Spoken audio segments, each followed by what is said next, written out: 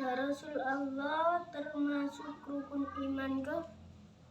Diurut ae lek ngono.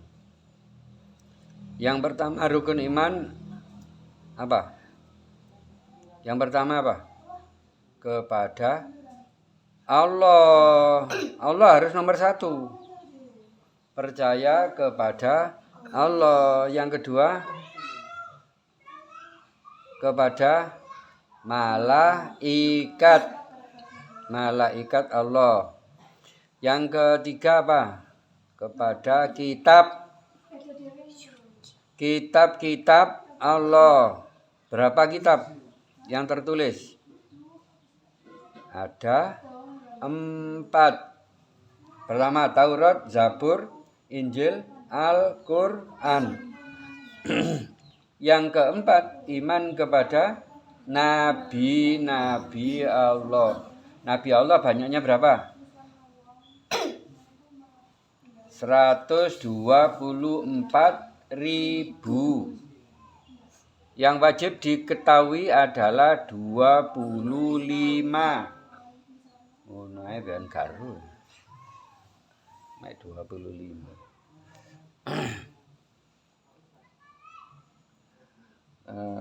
Terus apa? Yang kelima, iman kepada Loh ya apa rek kelas pira iki? Kelas pira? 4. Oh. Mboten dijelas namanya. Loh. Tapi wis ana iman Islam ana. Mboten. Durung ana pelajaran iku. Wah, kok telat ngene iki.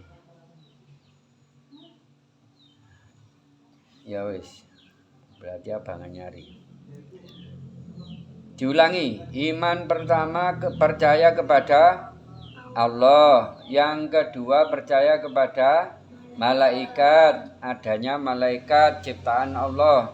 Kemudian yang ketiga iman kepada kitab-kitab Allah. Tadi yang diketahui ada 4, sebenarnya banyak kitab Allah, cuman yang diketahui ada 4 karena nabinya Allah banyak, kitabnya banyak. Cuman yang lain itu berupa suhuf atau lembaran-lembaran.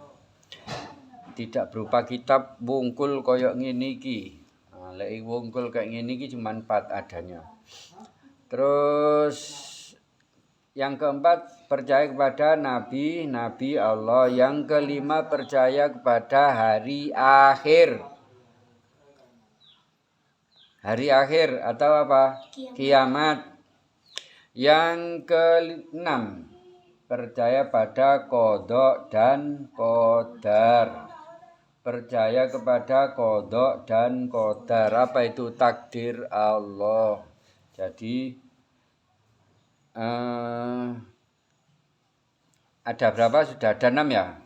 Nah, iku engko wis penjelasan iki kari-kari ae pokoke biar hafal dhisik. Iman itu hadis Nabi yang dikeluarkan oleh Umar bin Khattab karena waktu itu Umar bin Khattab menjadi penyaksi keluarnya hadis bahwa malaikat Jibril datang kepada Rasulullah, terus dengkule malaikat Jibril itu ditemplekno ambek dengkule Rasulullah.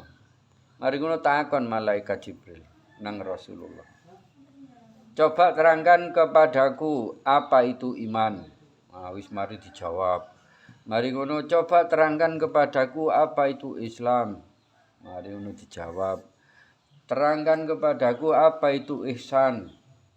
Dijawab, wis bener kabeh. Mari ngono terangkan kepadaku mata saah, kapan hari kiamat. Nah, itu baru Rasulullah mengembalikan pertanyaan itu, yang ditanya tidak lebih tahu dari yang bertanya. Yang bertanya siapa? Malaikat Jibril. Berarti podo gak runi. Ya, yang tahu hanya Allah. Cuma tanda-tanda akan datangnya hari kiamat, tanda-tanda kecil itu banyak sekali, tapi tanda besar itu ada 10. Nah, itu harus diimani. Karena yang mengatakan siapa? Rasulullah. Yang Rasulullah itu orang tidak pernah bohong. Jadi itu sudah dicap sendiri oleh Allah bahwa Rasulullah itu kalau ngomong, kalau berbuat itu tidak atas hawa nafsunya sendiri, tapi atas wahyu yang diturunkan kepadanya. Ayo. Apakah ada di zaman Nabi orang musyrik? Loh. Ya justru Nabi diturunkan itu karena di sana orang-orangnya musyrik. Jadi Nabi Muhammad itu berada di tengah-tengah orang musyrik. Apa sih artinya musyrik? Nah, harus tahu dulu. Musyrik itu menyembah selain kepada Allah. Ya nyembah Allah tapi juga menyembah selain Allah. Orang-orang jahiliyah, Quraisy itu kalau ditanya siapa yang menciptakan langit dan bumi? Allah, mereka tahu. Tapi mereka menyembah patung. Katanya, nggone surat Az-Zumar, ini tidaklah aku menyembah patung-patung ini kecuali untuk mendekatkan diri sedekat-dekatnya kepada Allah. Jadi alasane kaya ngono. Terus wong Kristen lek anu nyembah apa kalunge ana salipe ngono ya, kadang ana patunge Yesus ya. Terus kadang dicium ngono kalung salib iku mau. Lah itu sama saja dengan menyembah patung. Sebenarnya mereka itu menyembah Tuhan yang tidak kelihatan. Tapi Tuhan yang tidak kelihatan itu diwujudkan melalui patung. Lah itu salah. Menyembah itu ya langsung gak oleh nganggo perantara-perantara. Jadi apa perintahnya menyembah Allah Nabi Muhammad ya semacam ini cara sholatnya. Kalau Nabi Ibrahim ya beda lagi. Karena di antara nabi-nabi itu ono sing nyembah iku dengan cara sujud tok. Ono sing ngadeg tok, ono sing rukuk tok. Kayak Nabi Sulaiman ngadeg tok. Cara sholatnya seperti itu. Nah, Nabi Muhammad itu lebih lengkap. Jadi melengkapi nabi-nabi terdahulu. Bagaimana cara Nabi Ibrahim sholat, Nabi Musa sholat. Semuanya sholat. Cuma caranya beda-beda. Nah, sekarang Nabi Muhammad itu melengkapi semuanya. Ada berdiri, kemudian ada ruku, ada sujud, ada i'tidal, ada duduk. Nah, ada tahiyat. Itu cara Nabi Muhammad itu. Apa mang pertanyaan lain? Oh iya ya. Nah, terus orang-orang musyrik itu kalau ditanya apakah yang menciptakan, siapakah yang menciptakan langit dan bumi? Selalu menjawab Allah, mereka tahu. Karena sudah ada ajaran-ajaran lebih dulu, yaitu ajaran dari Nabi Ibrahim. Nabi Ibrahim itu bapak tauhid. Disebut bapak tauhid. Nah, kemudian turun Nabi Ibrahim turun ke Nabi Musa turun lagi ke Nabi Daud, kemudian turun lagi ke Nabi Isa, kemudian turun lagi Nabi Muhammad. Semakin melengkapi. Tapi ternyata mereka mewujudkan Tuhan-Tuhan mereka dengan patung. Lah patung gene jero Ka'bah itu akeh jumlahe biyen. Makanya Rasulullah waktu sholat disuruh menghadap Baitul Maqdis saiki di Palestina. Apa itu Masjid Aqsa. Ya, Masjid Al-Aqsa. Nabi Muhammad biyen kalau sholat pertama disuruh menghadap ke Masjid Aqsa karena di dalam Ka'bah sendiri banyak patung. Ada sekitar 360-an patung. Dadi kok ngene umpama Miko kepingin membuat patung nggone sing apik teko emas apa teko perak nggak mungkin. Paling salibian ya ono patung teko emas. Tapi itu tidak atas nama pribadi biasanya. Ah itu moro dideleh. Jenenge apa patunge? Wah, guys, pokoke sak jeneng-jenenge. Mari ngono Angga kepingin gawe patung maneh teko bahan kayu. Wah, mari ngono Putra kepingin gawe patung teko bahan apa? Dideleh nang ngene Ka'bah. Lek jerone Ka'bah iku wis gak mencukupi terlalu padat banyak patung, dideleh nang njaba-njabane Ka'bah. Dadi wong-wong iku lek kepingin apa duwe hajat apa wis moro nyembah nang ngene patung iku sujud. Ngono, sujud. Ah. Tapi kalau mereka ditanya selalu Allah jawabannya. Jadi mereka itu musyrik itu yaitu mereka tahu Allah itu Tuhan. Tapi mereka menyembah yang lain daripada Allah. Itu namanya musyrik. Ya nyembah Allah, ya nyembah yang lain. Apa nama surat yang menyelamatkan dari siksa kubur? Surat. Wah. Ajane itu akeh. Cuma surat yang paling terkenal surat apa yang menyelamatkan kita dari siksa kubur. Tapi yang terkenal Al-Mulk atau Tabarok. Tabarakalladzi biyadihil mulk wa huwa ala kulli syai'in qadir. Itu ya terus sampai selesai. Kalau kamu menghafal surat Tabarok atau Al-Mulk, insya Allah nanti malaikat Mungkar Nakir tidak akan berani menyiksa kamu. Seandainya ada dosamu yang belum diampuni Allah karena mungkin kamu lupa untuk bertobat, kemudian mati, berarti matimu membawa dosa.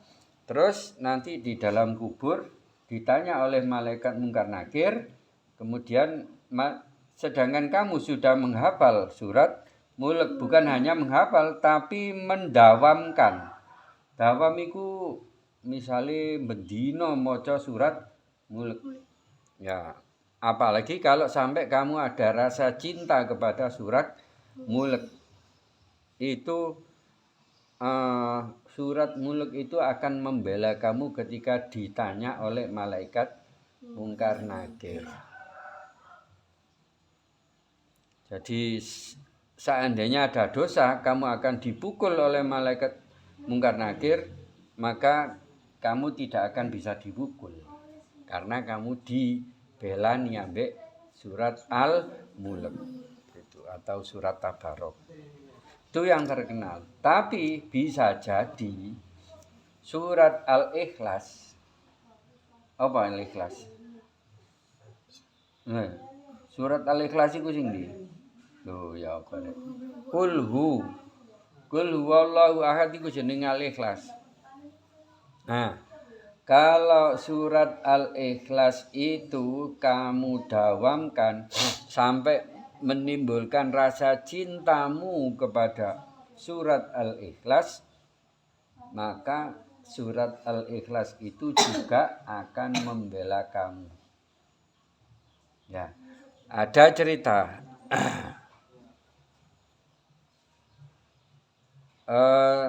Sahabat Nabi dulu sapa jenenge lali aku kaya Muawiyah bin Muawiyah ngono lho lali tapi kaya duduk iku itu ada wis ngene ae pokoke sahabat Nabi itu meninggal kemudian hari itu siang wis ben gak ro nggene Mekah nggene Madinah daerah panas jenenge daerah panas gak pati ana megane langit iku terang jadi panas sekali kan. Akhirnya apa yang terjadi? Lah kok tiba-tiba waktu itu mestinya panas, lah kok gak panas.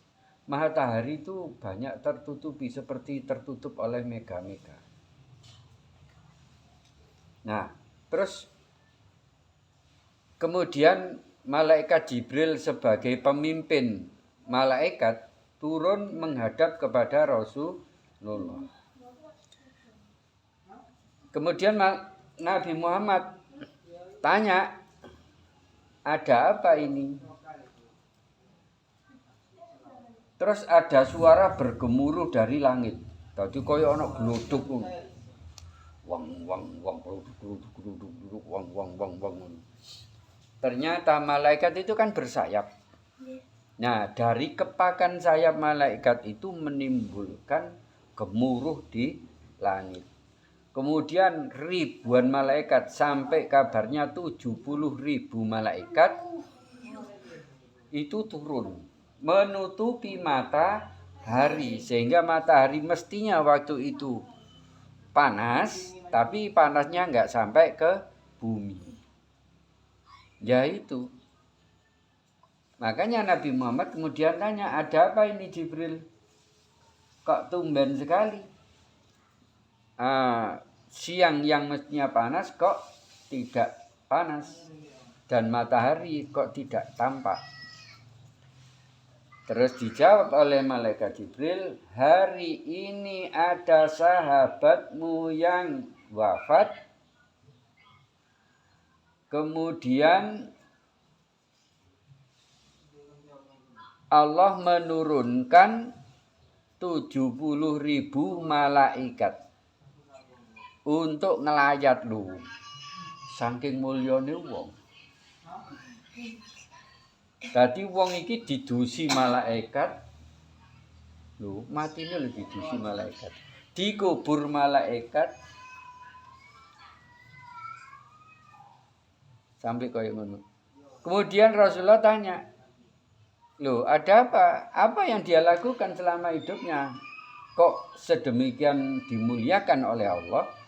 Maka jawab malaikat Jibril, dia itu mendawamkan ucapan kul huwallahu. Waktu itu belum ditulisi surat Al-Ikhlas ya. Jadi malaikat Jibril munini mendawamkan kul huwallahu ahad. Jadi dia tuh banyak sedina iku iso ribuan kali membaca surat Al-Ikhlas. Jadi sampai sedemikian banyaknya kemudian ada timbul rasa cinta di dalam hatinya kepada surat Al-Ikhlas, maka Allah juga cinta kepada orang ini. Sehingga diturunkanlah 70.000 malaikat untuk memandikan mayatnya, untuk menyolati mayatnya sampai pada menguburkan mayat. Koyo ngono ya anu mulyane. Sing ngedusi malaikat, sing kaya Rasulullah iku sapa sing ngedusi rumah samu? Sing ngedusi iku malaikat. Mari ngono wong-wong sing sedo, wanita-wanita mulia mulai Aisyah, kemudian sapa iku pembantune Firaun itu. Kemudian bojone Khadijah itu ikut memandikan. Padahal wonge wis sedo. Iku Asia itu bojone Firaun. Nah, itu makanya Rasulullah itu orang yang paling mulia, terus dimandikan, dikafani oleh orang-orang yang mulia. Kamu juga bisa yang seperti itu. Pokoke siji, ojo kakean guyon. Wong kakean guyon garai goblok. Wis percaya apa? Wong kakean guyu kok garai goblok.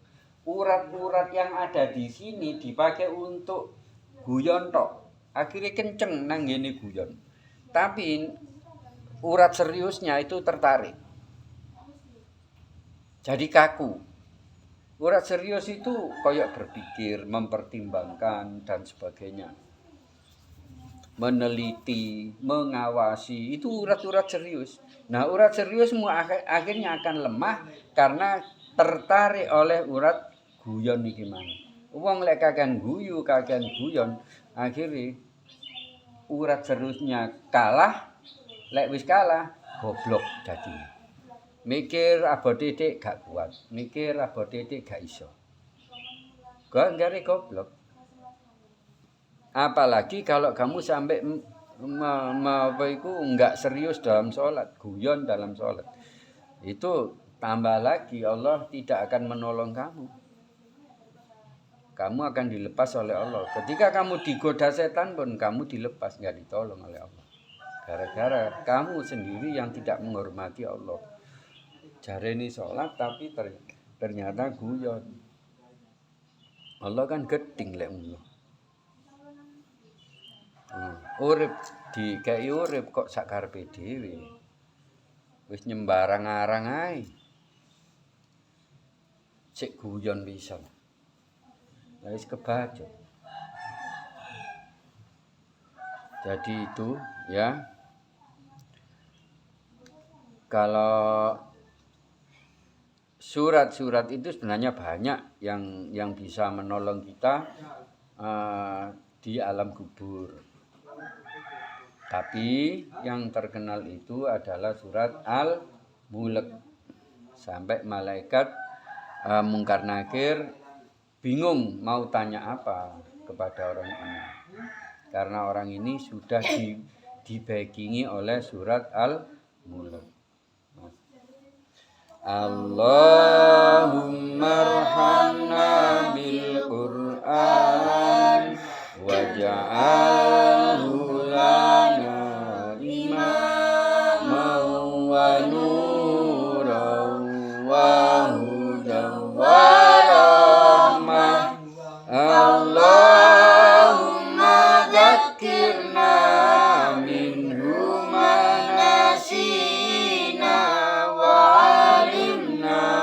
minhu ma jahilna warzuqna tilawatahu ana al-laili wa adrafan nahar waj'alhu lana hujjatan ya rabbal Assalamualaikum warahmatullahi wabarakatuh.